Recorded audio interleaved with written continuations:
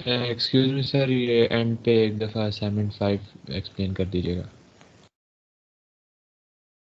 अच्छा चलिए, मुझे एक मतलब रिमाइंड करवा दीजिएगा, तो इसको हम लोग दोबारा देख लेंगे कोड को। अच्छा सॉरी, असाइनमेंट कह रहे हैं आप, ठीक है। मुझे please remind me at the end of the class ना, तो I will explain it to you. अच्छा, अब हम लोग क्या करते हैं कि हम लोगों ने जो अपनी एडीटी का इम्प्लीमेंट की थी, वो हमारे पास किसी भी डाटा टाइप के लिए काम करती थी ना, मतलब स्टूडेंट है, मोबाइल है, कोई भी रिकॉर्ड्स है, उनके लिए काम करती थी। तो अब हम लोगों ने क्या करना है, लिस्ट को देखने के जो एसटीएल वाली जो हमारे पास लिस्ट है, इसके अंदर क्या हम लोग यूजर डिफाइंड ऑब्जेक्ट्स जो हैं वो सेव कर सकते हैं?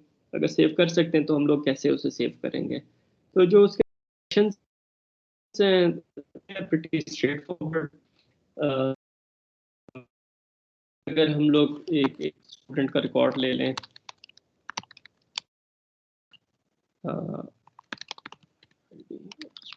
ठीक है, आप लोगों ने स्ट्रीमिंग अपलोड करवाया है? जी सर, बिल्कुल करवाया। ठीक है। तो अगर हम लोग यहाँ पे इस डोमेन के अंदर चाहते हैं ना, चाहते हैं कि हमारे पास एक एक स्टूडेंट है एस और सी इन एस, अभी तो ये चीज़ काम नहीं करेगी ना।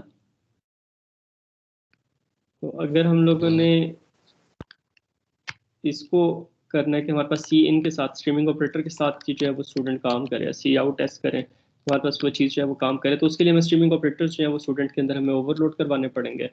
ओवरलोड तो नहीं करवाते, जो हमारे पास बाकी सारे ऑपरेटर होते हैं वो ओवरलोड होते हैं, लेकिन जो स्ट्रीमिंग और ऑपरेटर्स होते हैं उन्हें हमें एज अ फ्रंट फंक्शन जो है वो इम्प्लीमेंट करना पड़ता है। तो यहाँ पर हम लोग फ्रंट फंक्शन स्ट्रक्चर के अंदर ही हम लोग बना लेते हैं। क्या करेगा कि बेसिकली एक स्ट्रीमिंग की ऑब्जेक्ट जो है वो रिटर्न करेगा, जिस तरह अगर डिस्प्ले कराना है रिकॉर्ड को, तो हमारे पास ओ स्ट्रीम की ऑब्जेक्ट जो है ये रिटर्न करेगा। अगर इसमें कोई मिस्टेक हुई तो मुझे काइंडली बता दीजिएगा।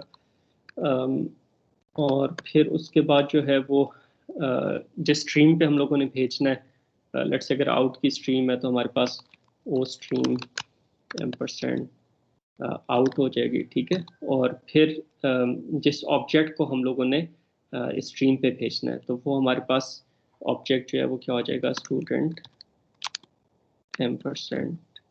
ये आउट भेज रहे हैं, मतलब आउट स्ट्रीम पे भेज रहे हैं, तो इसे हम लोग कांस्टेंट कर सकते हैं क्योंकि इसके अंदर कोई वैल्यू चेंज नहीं होंगी। तो ये हमारे पास सिंपल सा हो जाएगा कि जो आउट स्ट्रीम है उसके अंदर हम लोग क्या करते हैं कि स्टूडेंट की आईडी और फिर उसके बाद उसका नेम जो है वो हम लोग डिस्प्ले करा देते हैं, दैट्स इट। ठीक है, तो ये हमारे पास आउट स्ट्रीमिंग होगी। इसी तरह हमारे पास इन स्ट्रीमिंग का फंक्शन हो जाएगा, तो वो हमारे पास आई स्ट्रीम हो जाएगा, आई स्ट्रीम हो जाएगा, इसको इन कह देते हैं। यहाँ पे कॉन्स्ट नहीं रख सकते स्टूडेंट को, क्योंकि हमारे पास इसके अंदर वैल्यू चेंज हो सकती है, लेकिन हाँ ठीक है, इसको कॉन्स्ट नहीं रख सकते, तो ये हमारे पास थोड़ा सा यहाँ पे फ़र्क हो जाएगा। अब हम लोगों ने क्या करना है कि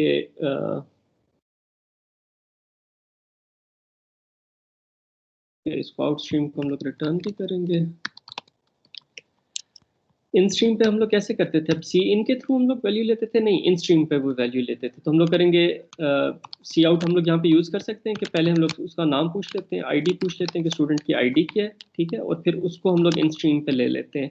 अब सी इन की जगह इन स्ट्रीम करेंगे तो हमारे पास जो भी इन स्ट्रीम, अगर सी इन है तो उस पर चला जाएगा, अगर फाइल स्ट्रीम है तो उस पर चला जाएगा। तो हम लोग कंसोल पर आईडी डिस्प्ले करेंगे और एस डॉट आई डी हम लोग जो है वो गेट कर लेंगे, और फिर हम लोग स्क्रीन पे नेम डिस्प्ले करेंगे, और फिर हम लोग एस डॉट नेम से जो है वो हम लोग ले लेंगे उसकी वैल्यू। तो मैं यहाँ पे चीज़ों को सिंपल रख रहा हूँ, क्योंकि अगर यहाँ पे नेम के अंदर अगर आप स्पेस देंगे तो दिस थिंग वुडंट वर्क ना। तो यहाँ पे आइडियली हमें गेट लाइन करना चाहिए, लेकिन मैं मतलब अभी चीज़ें सिंपल रख रहा हूँ, सिर्फ उसको जो है वो सी इन के थ्रू ही या इन स्ट्रीम के थ्रू ही उसको जो है वो गेट करें हम लोग, और रिटर्न। तो I guess this is pretty much it, इस चीज़ को काम करना चाहिए। बाकी कंपाइल करके देख लेते हैं, अगर कोई एरर्स आए तो उसको हम लोग देख लेंगे। तो अभी हम लोग क्या कर रहे हैं कि स्टूडेंट एस एक ऑब्जेक्ट ले रहे हैं, सी इन एस कर रहे हैं और सी आउट एस कर रहे हैं।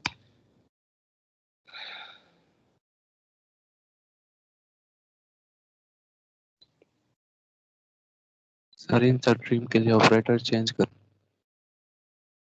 Very nice.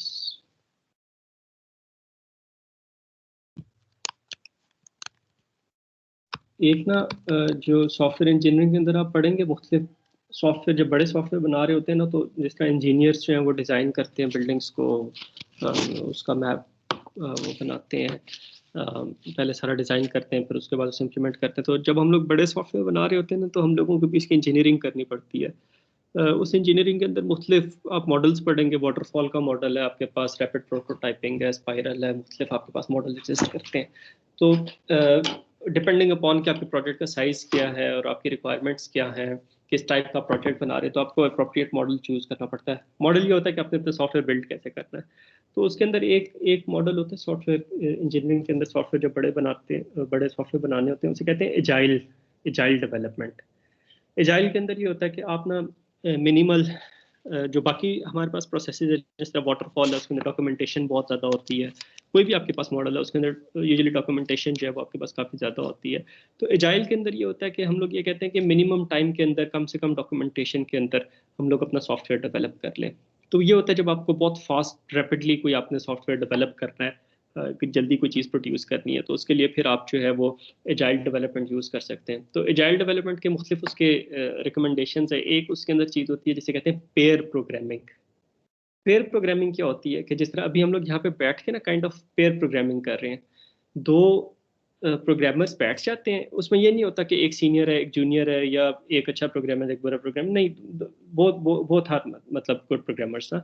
तो वो बैठ जाते हैं, और एक जो होता है वो प्रोग्राम कर रहा होता है, दूसरा जो होता है उसके प्रोग्राम को देख रहा होता है। जिस तरह अभी यहाँ पे मैं जैसे कोई मिस्टेक करता हूँ ना, तो अब ये जिस तरह मेरे जहन में ये चीज़ नहीं आया कि ऑपरेटर ग्रेटर देन को ओवरलोड हमने नहीं करवाया। तो अब किसी स्टूडेंट ने जो है वो उसके जहन में आ गया कि जी ये चीज़ हम लोगों ने इसको कॉपी पेस्ट करते हुए इस चीज़ को चेंज नहीं किया। तो पेयर प्रोग्रामिंग के अंदर ये होता है कि जो साथ दूसरा प्रोग्रामर बैठा होता है, अगर एक पहला जो प्रोग्रामर कोडिंग कर रहा है वो अगर कोई गलती करता है, तो दूसरा उसको उसी वक्त आइडेंटिफाई कर देता है। साइंटेक्स एरर तो आपको कंपाइलर भी बता देता है, लेकिन ये चीज़ पर्टिकुलरली बड़ी यूजफुल होती है जब आप कोई लॉजिकल एरर्स जो है वो इंट्रोड्यूस करते हैं। तो दूसरा बंदा साथ बैठ के सिर्फ ये देख रहा होता है कि ये जो कोड लिख रहा है ये ठीक है, इसमें कोई मिस्टेक तो नहीं है। तो लॉन्ग टर्म में क्या होता है कि आपकी जो क्वालिटी एश्योरेंस आपको अलहदा से करनी पड़ती है, और जो टेस्टिंग के अंदर आपके पास बहुत से प्रॉब्लम्स वहाँ पे जाके आप आइडेंटिफाई करते हैं, तो यहाँ पे वो प्रॉब्लम्स आपके पास प्रोग्रामिंग करते हैं, साथ साथ ही वो प्रोग्राम प्रॉब्लम्स आइडेंटिफाई प्रोग्रामिंग जो है ना, अभी काइंड ऑफ हम लोग पे प्रोग्रामिंग कर रहे हैं कि साथ साथ देख रहे हैं कि कोड में कोई मसला तो नहीं है। सॉरी। तो अभी हमारे पास सी इन सी आउट जो है वो काम कर रहा है। अब हम लोग क्या करते हैं कि लिस्ट के अंदर जो है हम लोग इन स्टूडेंट के रिकॉर्ड्स को जो है वो हम लोग स्टोर करवाते हैं। ठीक है, तो लेट्स से दो तीन रिकॉर्ड ले लेते हैं, SS1 SS2 तीन तीन रिकॉर्ड्स हम लोग ले लेते हैं, और फिर उनको जो है वो हम लोग लिस्ट के अंदर जो है वो हम लोग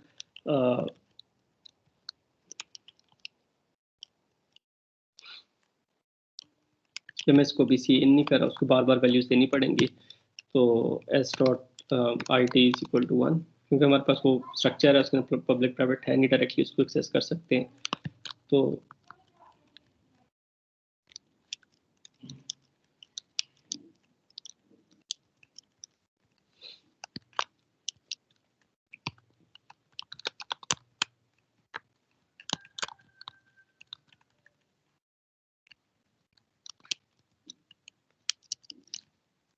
तीन स्टूडेंट्स ले लिए, उनके हम लोगों ने जो है वो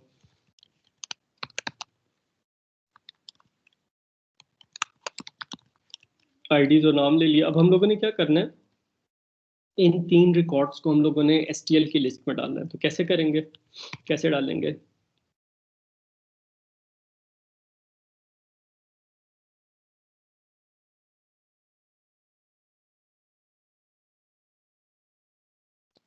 सर इंसर्ट सर से। लिस्ट लेंगे स्टूडेंट टाइप की, तो उसके बाद फिर इंसर्ट।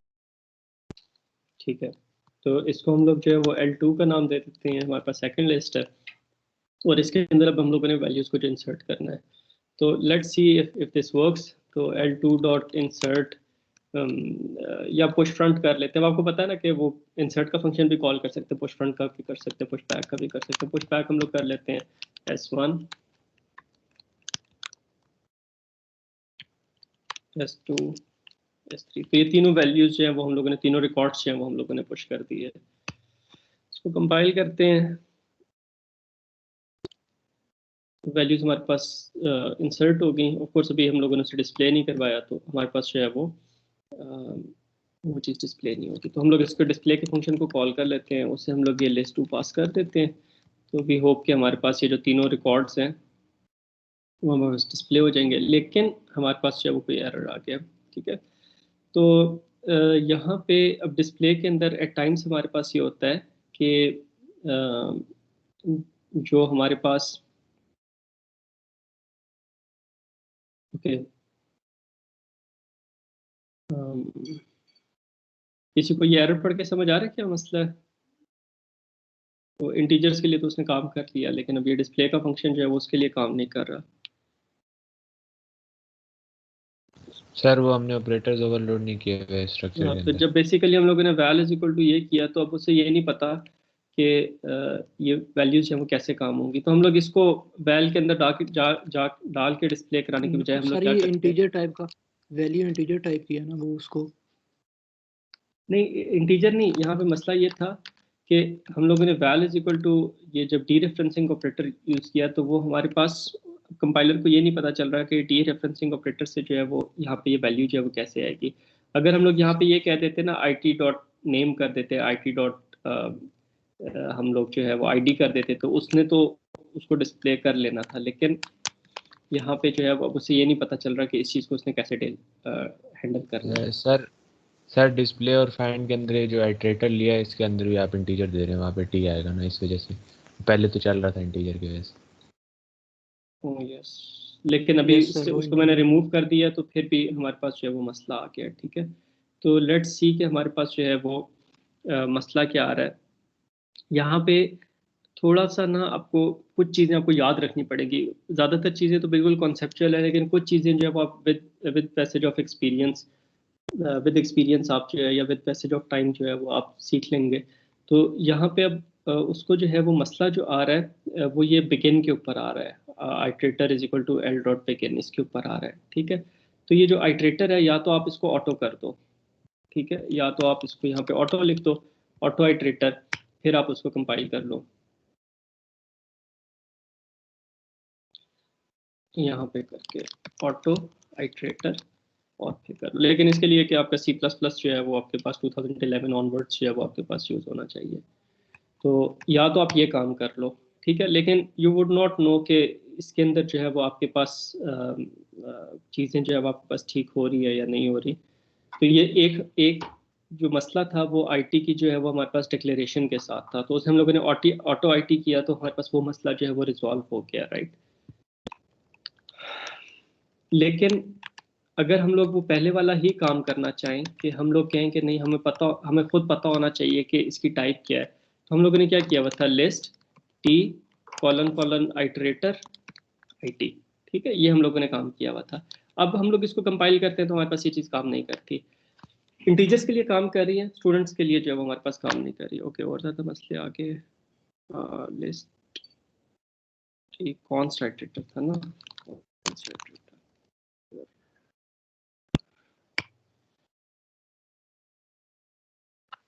अभी तो ज़्यादा मसले किस तरह से हो गए हैं। स्पेलिंग हमारे पास ठीक है।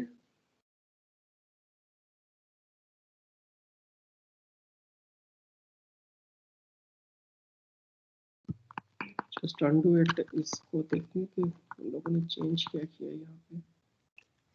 और लिस्ट INT था ना, तो यहाँ पे लिस्ट ही होगा शायद, इसी का आप कह रहे थे। मैं नीचे वो वैल वाले को समझ रहा था। एंड अच्छा, अब इसको हम लोग कंपाइल करते हैं तो हमारे पास काफ़ी ज़्यादा एरर्स आ रहे हैं।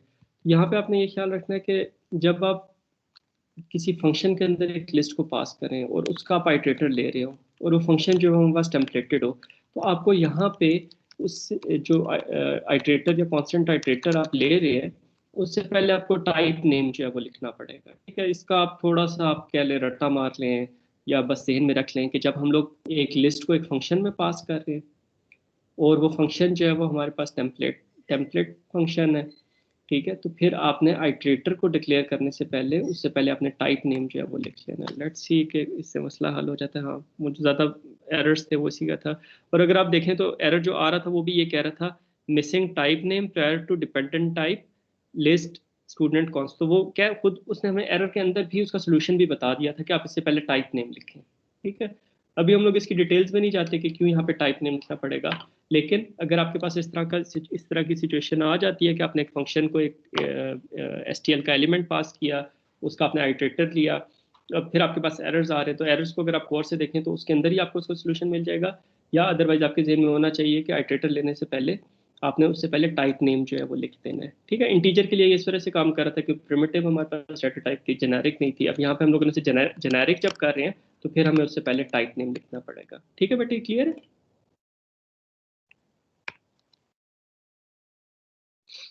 तो ये हमारे पास जो है वो कोड ने जो है वो हमारे पास डिस्प्ले का फंक्शन काम कर रहा है। अब इसी तरह फाइंड का फंक्शन हम लोग कॉल कर लेते हैं। ऊपर से कोड हम लोग लेते हैं। आपने मुझे बताना है कि इसके अंदर जो है ना वो क्या मसला है। S dot I D is equal to 1 कर देते हैं। हम लोग देखते हैं कि ID 1 वाला स्टूडेंट एग्जिस्ट करता है या नहीं। और इसके अंदर लिस्ट के अंदर हम लोग इस एस एक रिकॉर्ड को हम लोग पास कर देते हैं और फिर हम लोग देखते हैं कि हमारे पास जो है वो ये फंक्शन हमारे पास ट्रू रिटर्न करता है या नहीं, ठीक है। और इसको यहाँ पे एस और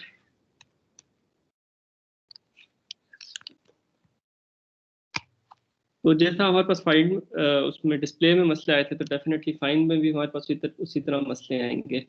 तो उसको हम लोग रिजॉल्व करने की कोशिश कर लेते हैं। एक तो काम ये कि यहाँ पे टाइप नेम आ जाएगा। हाँ, इसको फिर कंपाइल करके देखते हैं और क्या मसला है। ओके, अभी भी हमारे पास कोई मसला आ रहा है। क्या मसला है? सर जो कंपेयर सर हम वो कर पूरा रहे हैं वो रिकॉर्ड ऑपरेटर से। कंपेयर हो रहा है ना। तो इसको अब यहाँ पे हम लोगों ने, क्योंकि फाइंड का फंक्शन हमारे पास जेनेरिक है, ये इंटीजर्स के लिए भी काम करना चाहिए, स्टूडेंट्स के लिए भी काम करना चाहिए, तो हम लोग स्टूडेंट के अंदर क्या करते हैं, ऑपरेटर को ओवरलोड करा देते हैं। तो बुलियन, कोई मुझे बताएगा इसका क्या कोड होता था?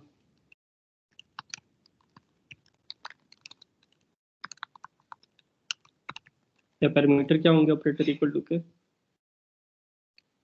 सर कांस्टेंट टाइप का एक ऑब्जेक्ट इंटीजर होगा। टाइप का वो इंटीजर नहीं, मतलब स्टूडेंट है तो हमारे पास कांस्टेंट होगा। और जो इक्वल टू के राइट साइड पे है वो हम लोग ऑब्जेक्ट बाय रेफरेंस ले लेंगे, कॉन स्टूडेंट %s। और एक चीज़ का आपने ख्याल रखना है कि अगर आप इस फंक्शन को, जैसे फाइंड का फंक्शन कॉन्स्ट है ना, ये देखो, ये जो फाइंड का फंक्शन इंप्लीमेंट किया है, ये हमारे पास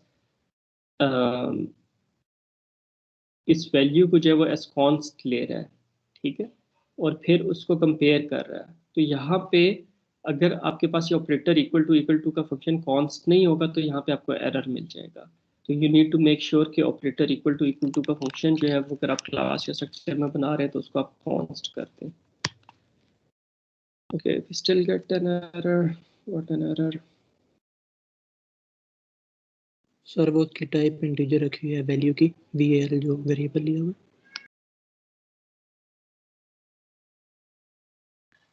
वो फिर वो वैल वाला फिर हमारा वही मसला आ गया ना।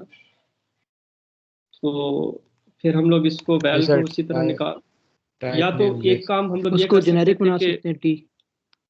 स्टूडेंट को हम लोग, हाँ यहाँ पे टी तो जेनेरिक करना ही करना है वैसे, और इसको भी टी, हाँ ये करके देख लेते हैं, ये चीज़ भी काम करनी चाहिए, क्योंकि शैलो कॉपिंग तो हमारे पास आई थिंक होनी चाहिए। अगर ऑपरेटर इक्वल टू, हाँ ठीक है, मतलब शैलो कॉपिंग होनी चाहिए ना।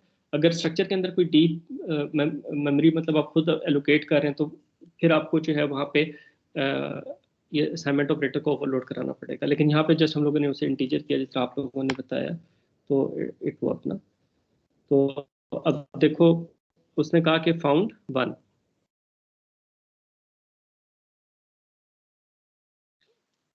सैटेलाइट डेटा कॉपी नहीं हो सर।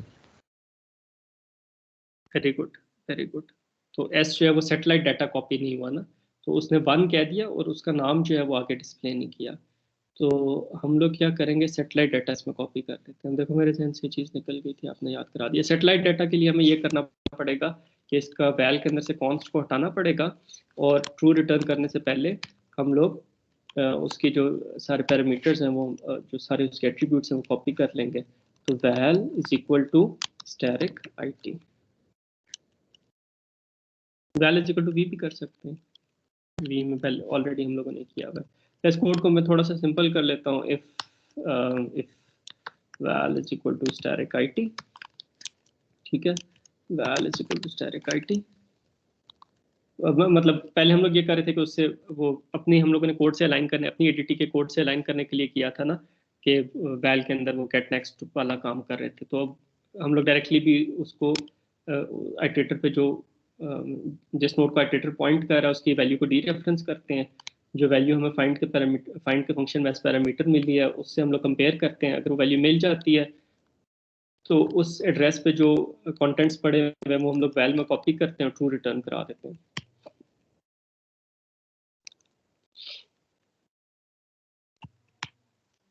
तो अब देखो यहाँ पे हमें सेटेलाइट डाटा का भी पता लग गया ना, कि अब ये val is equal to IT करने से हमारे पास वो जो उसका नेम था वो यहाँ पे कॉपी हो गया, ID भी दोबारा कॉपी होगी, नेम भी कॉपी हो गया। तो अब हमारे पास जस्ट हम लोगों ने, अगर आप देखो तो एस के अंदर हम लोगों ने सिर्फ ID डाली थी, उसका नेम नहीं डाला था। तो जब फाइंड के फंक्शन ने हमें रिटर्न किया तो हमें जो है वो उसका नेम भी जो है वो हमें फाइंड के फंक्शन में कॉपी करके दे दिया। तो अगर हम लोग कोई ऐसी वैल्यू डाल देते हैं जो हमारे पास एग्जिस्ट नहीं करती तो हमें सिर्फ उसकी ID मिल जाएगी, उसका नेम जो है वो हमें नहीं मिलेगा, या तो एम्प्टी मिल जाएगा या फिर हमें गार्बेज मिलेगा। डिडंट फाइंड 4 ना, वो ID हमें नहीं मिली। अच्छा ये हो गया। आई थिंक रेस का फंक्शन भी जो है वो हमारे पास it would be pretty straightforward. Operator equal to भी जो है वो हम लोगों ने ओवरलोड करा लिया है, तो हमारे पास मसला होना नहीं चाहिए। क्या इसमें कोई चेंज आएगी? INT की जगह T कर दिया, T कर दिया, और कोई चेंज आएगी? उसका टाइप नेम में पे हाँ वेरी गुड, जेनेरिक किया तो उसका टाइप नेम आ जाएगा। तो माशाल्लाह जल्दी पिक कर लेते हैं। इसको भी हम लोगों ने कॉल नहीं किया, तो जब तक कॉल नहीं करेंगे तब तक ये स्टूडेंट के लिए कंपाइल नहीं होगा। तो हम लोग ये नहीं कह सकते कि इरेज को हम लोग ने चेंज कर दिया तो now it should work for student until we call it for the student data type। until then we are not going to know कि हमारे पास ये इरेज का फंक्शन सही काम कर रहा है या नहीं। तो इरेज को हम लोग यहाँ से कॉपी पेस्ट कर लेते हैं।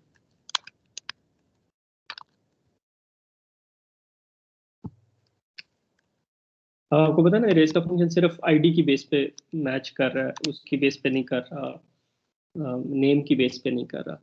तो हम लोग यहाँ पे इसको इरेज के फंक्शन को स्टूडेंट की ऑब्जेक्ट पास करते हैं। तो हम लोग कह देते हैं कि अगर वो डिलीट हो गया तो हम लोग कह देते हैं कि वो डिलीट हो गया, अदरवाइज हमारे पास जो है वो डिलीट नहीं हुआ। L2 ऑब्जेक्ट है हमारे पास, लिस्ट L2 है।